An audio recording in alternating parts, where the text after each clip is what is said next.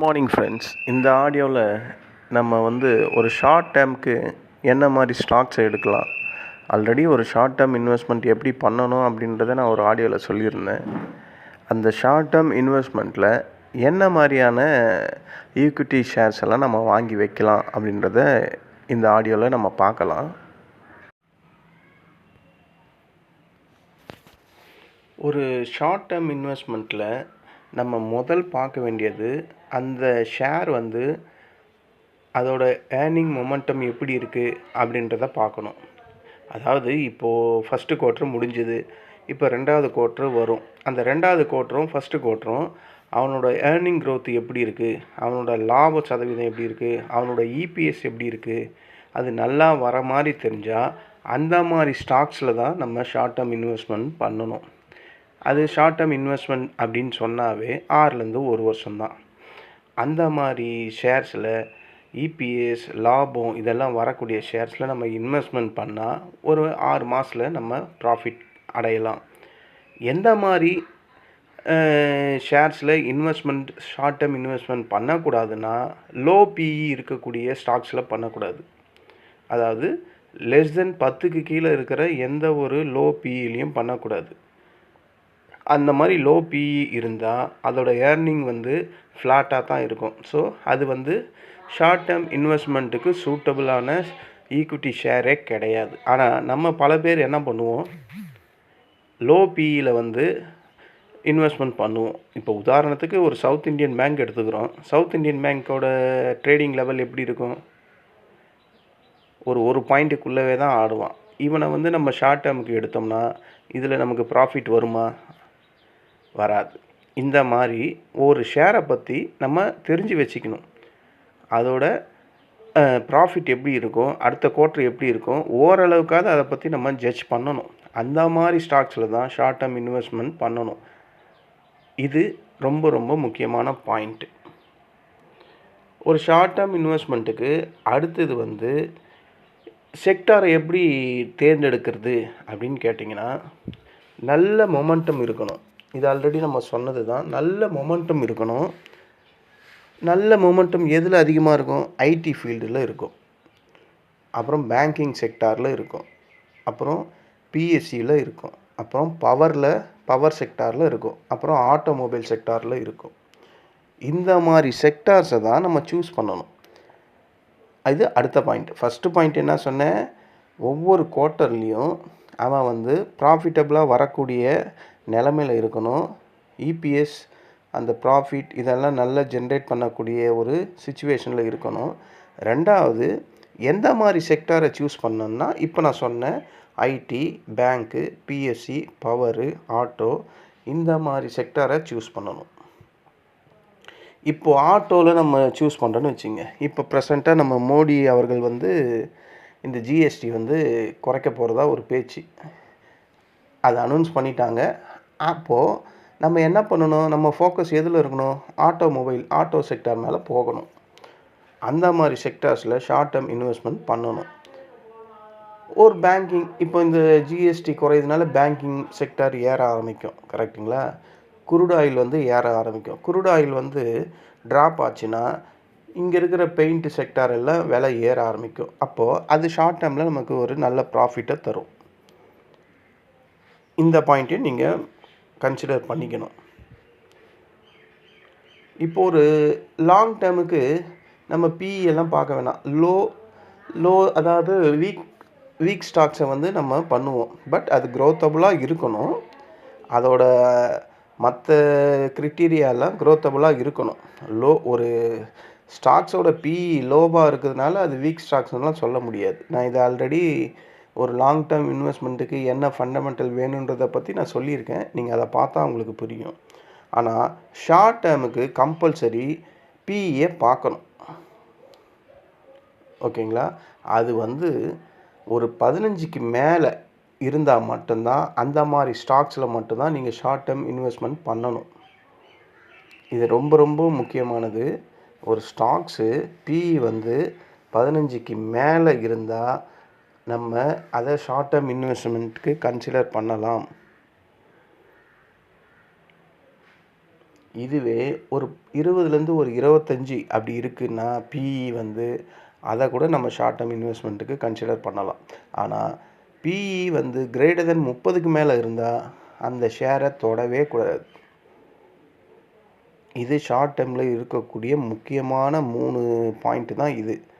15 BE இருந்தால் அதை 100% நம்ம கன்சிடர் பண்ணலாம் ஷார்ட் டேர்முக்கு. 20லேருந்து 25க்குள்ளே இருந்ததுன்னா ஒரு 70% நம்ம அதை கன்சிடர் பண்ணலாம். கிரேட்டர் தென் 30க்கு மேலே ஒரு பிஇ இருந்தால் அதை தொடவே கூடாது ஷார்ட் டேர்முக்கு. ஏன்னா அது ஆல்ரெடி க்ரோத்தபிள் ஸ்டாக்ஸ். இன் ஃப்யூச்சர் அது க்ரோத்து வருமா அப்படின்றது அங்கே கொஸ்டின் மார்க் தான். அதுக்கு முழுமையான அர்த்தம் என்னன்னா 3-4 வருஷத்துக்கு வர வேண்டிய க்ரோத்தை அவன் இப்போவே வளர்ச்சி அடைஞ்சு இருக்கான். இது அதிகப்படியான பாதிப்பு என்னவா இருக்குன்னா எல்லாமே ப்ராஃபிட் புக் பண்ண ஆரம்பிப்பாங்க. அதாவது ட்ராப் மாதிரி அது. இப்போ பிஇ கிரேட்டர் தென் 30 பிஇ இருக்குன்னா அதில் இருக்கிற இன்வெஸ்டர்ஸ் எல்லாம் வெயிட் பண்ணுவாங்க. ஏன்னா ஒரு வளர்கிற ஷேரை பற்றி தான் எல்லாருமே பேசுவாங்க. எல்லாரும் அப்போ தான் போய் வாங்குவாங்க. அது அப்போ தான் ஹைலியே இருக்கும் அந்த அந்த அதோட ப்ரைஸு. அப்போ தான் பல இன்வெஸ்டர்ஸ் ரீட்டைலர்ஸ் எல்லாம் போய் அதில் போய் மாட்டுவாங்க. அது உங்களுக்கு விரிக்கிற ட்ராப்பு. நம்ம அது தெரியாமல் அங்கே போய் வாங்கிடுவோம். ஒரு கணிசமான ஒரு அளவு மேலே ஏறினதுக்கப்புறம் அதில் இருக்கிற பெரிய பெரிய இன்வெஸ்டர்ஸ் எல்லாம் அதை பிடிச்சி செல் பண்ணுவாங்க, ப்ராஃபிட் புக் பண்ணுவாங்க. இதனால தான் பல பேர் சொல்லுவாங்க ஷேர் நான் வாங்கும் போது இறங்குது அப்படின்ட்டு. அதுக்கான ரீசன் இது ஒன்று தான். உங்கள் லக்காலேயோ இல்லை உங்கள் ஜாதகத்தாலேயோ இல்லை நீங்கள் வாயை திறந்ததுனாலையோ இல்லை நீங்கள் அந்த ஸ்டாக்ஸை வாங்கிறதுனாலையோ அந்த ஸ்டாக்ஸு இறங்குது அப்படின்னு நீங்கள் தயவு செஞ்சு உங்களை நீங்களே ப்ரமோட் பண்ணிக்காதீங்க. மெயின் காரணம் இது தான், நான் சொன்னது தான். ஓகேங்களா?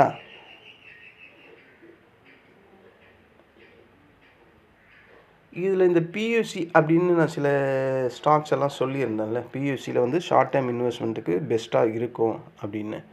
அந்த பியூசி இதில் டிவிடெண்ட்டு நல்லா தரக்கூடிய பங்குகளை அதில் சூஸ் பண்ணணும். ஏன்னா பிஎஸ்சிலாம் வந்து கொஞ்சம் அந்த விலாட்டிலிட்டின்னு சொல்லக்கூடிய ஏற்ற இறக்கம் ஹெவியாக இருக்கும். நம்ம ஒரு வேளை இறங்கிட்டானா அதுலேருந்து ஒரு டிவிடெண்ட்டாவது நமக்கு ஒரு இன்கம் வந்து ஜென்ரேட் ஆகணும். அதனால் பியூசியில் மட்டும் டிவிடெண்ட் அதிகமாக தரக்கூடிய பங்குகளாக சூஸ் பண்ணுங்கள் ஷார்ட் டேர்முக்கு. அது எவ்வளவோ இருக்குது. எஸ்பிஐ பேங்க்கெல்லாம் நல்லா விலாட்டிலிட்டி இருக்கும். கனரா பேங்க் இருக்கும், பேங்க் ஆஃப் பரோடா இருக்கும், அப்புறம் என்பிஏ ஷேர்ஸு சிலதெல்லாம் இருக்குது, என்பிசிசி அந்த மாதிரி ஷேர்ஸ் எல்லாம் இருக்குது. அதெல்லாம் ஹை விலாட்டிலிட்டி இருக்கும். அதில் நான் சொன்ன க்ரிட்டீரியாவில் பிஇ வந்து அந்த பர்சன்டேஜில் இருக்கிறத ஷார்ட் டேர்முக்கு நம்ம யூஸ் பண்ணலாம். அதுக்கப்புறம் இன்னும் அதிகமாக இருக்குதுன்னா கமாடிட்டி மெட்டல்ஸில் கூட நம்ம ஒரு ஷார்ட் டேர்ம் இன்வெஸ்ட்மெண்ட் ட்ரை பண்ணலாம். இப்போ வந்து நால்கோலாம் கம்மியாக தான் இருக்குது. அப்புறம் ஹிண்டல்கோ இருக்குது, டாடா ஸ்டீல் இருக்குது. ஸோ இந்த ஷேர்ஸை கூட நம்ம ஷார்ட் டேர்ம் இன்வெஸ்ட்மெண்ட்டுக்கு கன்சிடர் பண்ணலாம், நான் சொன்ன க்ரிட்டீரியாவில் இருந்தால் மட்டும். அதே மாதிரி ஆட்டோவில் அசோக் லேலண்ட் இருக்குது, அப்புறம் எம்என்டம் இருக்குது, அப்புறம் டாடா மோட்டர்ஸ் இருக்குது. ஸோ இந்த மாதிரி சில ஆட்டோமொபைல் கம்பெனியும் இருக்குது. பவரில் பார்த்திங்கன்னா என்டிபிசி இருக்குது, பவர் கிரிட் இருக்குது, சில கவர்மெண்ட் செக்டார் அது என்னது அதானி பவர், இந்த மாதிரி செக்டார்ஸும் இருக்குது பவர் செக்டாரில். ஃபாஸ்ட் க்ரோத்து மிட் கேப்ஸில் சில ஷேர்ஸ் எல்லாம், இதெல்லாம் நான் உதாரணத்துக்கு தான் சொல்கிறேன். உடனே இந்த ஷேர்ஸ் எல்லாம் வந்து ரெக்கமெண்டேஷனோ வாங்கிறதுக்கான ஹிண்ட்ஸோ கிடையாது, ஜஸ்ட் ஒரு உதாரணத்துக்கு சொல்கிறேன். மிட் கேப்ஸில் வந்து பாலிகேப் இருக்குது, கேஐ டெக்னாலஜி இருக்குது, டிக்சன் இருக்குது.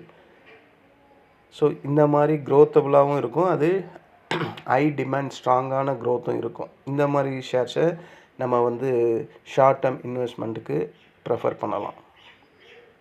எது எப்படி இருந்தாலும் அந்த க்ரிட்டீரியா நான் சொன்னது பிஇ வந்து 15 இருக்கணும். அதோட அடுத்த வர குவார்ட்ரு வந்து அதோட இபிஎஸ்ஸு, ஏர்னிங் க்ரோத்து இதெல்லாம் ஃபஸ்ட் கிளாஸாக இருக்கணும். ப்ராஃபிட் வரணும். அந்த மாதிரி திங்க் பண்ணக்கூடிய ஷேர்ஸ் இருந்தால் நீங்கள் ஷார்ட் டேர்முக்கு யூஸ் பண்ணலாம். அது வந்து 2 கேட்டகரி. பிஇ 15க்குள்ளே இருக்கணும், இல்லைனா 20-25க்குள்ளே இருக்கணும். அபோவ் 30 இருக்கிற பிஇ எல்லாம் தொடவே கூடாது ஷார்ட் டேர்முக்கு. அபோவ் பிஇ இருக்கிற ஷேர்ஸை எப்போயுமே தொடக்கூடாது. அது ஷார்ட் டேர்முக்கும் தொடக்கூடாது, லாங் டேர்முக்கும் தொடக்கூடாது. ஏன்னா நான் ஆல்ரெடி பல வாட்டி சொன்னது தான். அதெல்லாம் வந்து ஓவர் வேல்யூட் ஸ்டாக்ஸ் அப்படின்னு சொல்லுவாங்க. அது எப்போ வேணாலும் ப்ராஃபிட் புக்கிங்க்கு இறங்கும். இப்போ ஏறுற மாதிரி தான் இருக்கும், ஆனால் எப்போ வேணாலும் இறங்கிடும். அதை தான் நான் மறுபடியும் உங்ககிட்ட சொல்கிறது.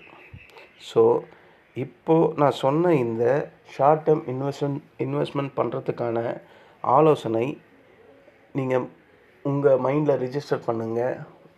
மண்டே மார்க்கெட் ஓப்பன் ஆக போகுது, உங்களுக்கு ஒரு எண்ணம் வருது, நான் ஒரு ஷார்ட் டேர்ம் இன்வெஸ்ட்மெண்ட் ஓப்பன் பண்ணலாம் ஒரு ஷேரில் அப்படின்னு நினச்சா இந்த செக்லிஸ்டெல்லாம் உபயோகம் பண்ணுங்கள்.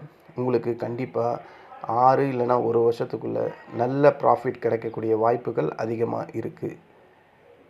சரி ஃப்ரெண்ட்ஸ், இந்த ஷார்ட் டேர்ம் இன்வெஸ்ட்மெண்ட் பண்ணி லாபம் அடைய என்னுடைய வாழ்த்துக்கள். நன்றி, வணக்கம்.